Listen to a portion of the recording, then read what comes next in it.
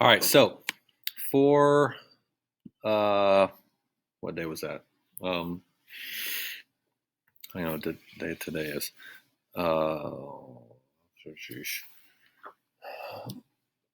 You should have. Let's see. We did this worksheet, the one that this image came from. We talked about all that. You will hopefully watch those videos if you haven't been here. Now, just to kind of reiterate what we had done, we looked at the electron configuration here, and we know now that all of these atoms want a stable octet condition or configuration. They want to have a full outer level, which only the noble gases have. They have that. Everybody else wants it. And so they're going to do whatever it takes to get it. Some atoms, because they only have 1, 2, or 3 electrons in the outermost level, they're going to get rid of them. Or people are going to steal them from them. And they're going to become positive charged. Okay? The other side of the table, they are either 3, 2, or 1 away from having a full octet. And so they're going to steal 3, 2, or 1 electrons from other atoms, probably these atoms. Then you have the carbon group in the middle there. They're half full or half empty, and they could gain 4 or lose 4 electrons and become plus or minus. So those we kind of mapped out. That's the pattern, okay? Now, these are called oxidation numbers. You probably want to write that down somewhere if you haven't already. Oxidation numbers. These are those numbers. You know, what do they tell us? They are the charge of the atom after reaching the octet, okay? These atoms get charged. They have a charge after they have met or satisfied the octet. So that's what those are called. The whole alkali metals, they become plus 1 after they've gotten rid of an electron and now they have an octet. Again, the alkaline earth metals, they become plus 2 after they've lost their outer 2, making their next outermost level full. Octet. So that's what's happening here. Okay, that's what these numbers are. Now, going to what I have posted now, the next assignment, worksheet 2, this is worksheet 1. Worksheet 2 has this information. So with worksheet 2, you have this whole big table, and you have to fill in valence number. Again, if you're not sure where to find valence number, which was on the last test that we did, then we really need to have a conversation. The dot diagram, which is something we haven't done, and I'll show you that here in a second.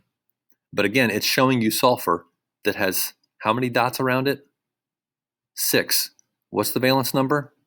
6. So see, the dot diagram is a diagram that shows how many valence electrons there are around the symbol. Instead of drawing the atom models like we've been drawing, now we're going to get things boiled down to make it more simpler. Only the atomic symbol with the dots symbolizing the valence electrons. Then we have oxidation number, which again is the numbers I was just telling you about along the top of the table. Then there's something called ion symbol, which is simply the element symbol, S, with the oxidation number as a superscript, small and up at the top. So that's called the ion symbol. And then the name of the ion is the last column here. Now, at the bottom of this worksheet, there are some notes here. Now, you could write them down from the video somewhere, or again, it's on the worksheet, which has been posted. So we already know that an ion is called a charged atom. Negative ions are called anions. That's how you would say it. An anion is negative, right? N is negative. Anion, negative. Now, when an atom becomes a negative ion, its name changes. All right, the name changes. You add an "-ide" suffix to the element name. Now, that means you drop the old suffix. You drop the old, add "-ide" to the new name. which again, I showed you here. Notice what happened?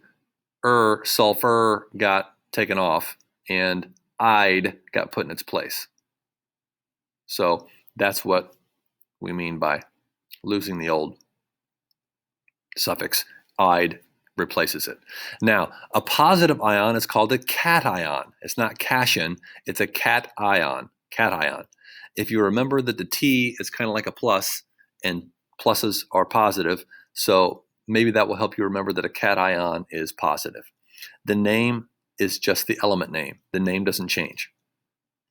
So that's important naming rules. Anions become "ide," and cations, name stays the same. Now the dot diagram, again, is the atomic symbol with the valence electrons drawn in as dots around it. Typically 2 per side, like a 2 in the top, 2 in the bottom, 2 on the right, 2 on the left, like our atomic model diagrams, like this. So notice, like the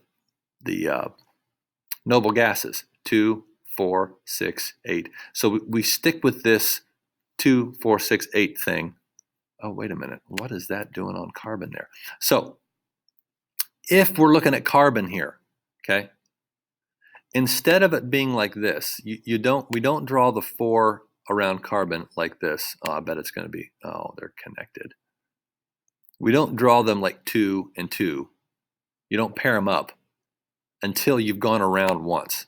So basically, you're going to have it look like this.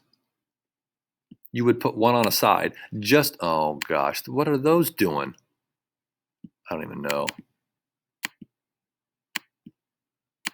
Whatever, I don't know. Those 4 electrons, just like in the diagram here, there's a 1 on the top, 1 on the bottom, 1 on the left, 1 on the right. There's 4, and they're distributed around. They're not paired up. Now, oh, see, nitrogen has all 3 of these. I added those on. So nitrogen, again, 2 on the top, and then 1, 2, 3. So there's 5 around nitrogen. So that's what the dot diagram would look like. Instead of drawing the inner level, the first level, or in this case, for phosphorus, you don't draw the first level and the second level. We only draw the outermost level. Those are the valence electrons, and those are the dots in your dot diagram. So that's how they would look, okay? The dot diagrams look just like the placement of the outermost electrons on these diagrams here. So we're simplifying it so you don't have to draw the whole thing every time. So that's what the dot diagram is. All right.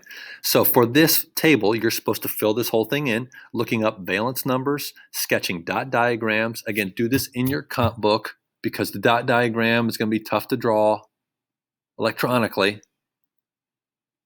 And listing the oxidation number, writing the ion symbol, and then the name of it. All right. So at that point, you need to do this. And then I will post another video that explains how to do this, or what the answer. I'll have the answers on there, okay, that you can look at and check against what you have and see if you were right. And then I'll have another video about worksheet 3. Just one thing after another. Okay. Anyway, I think that's it for that. Get this done and then check back. There will be more videos. I think I'm done. Stop sharing.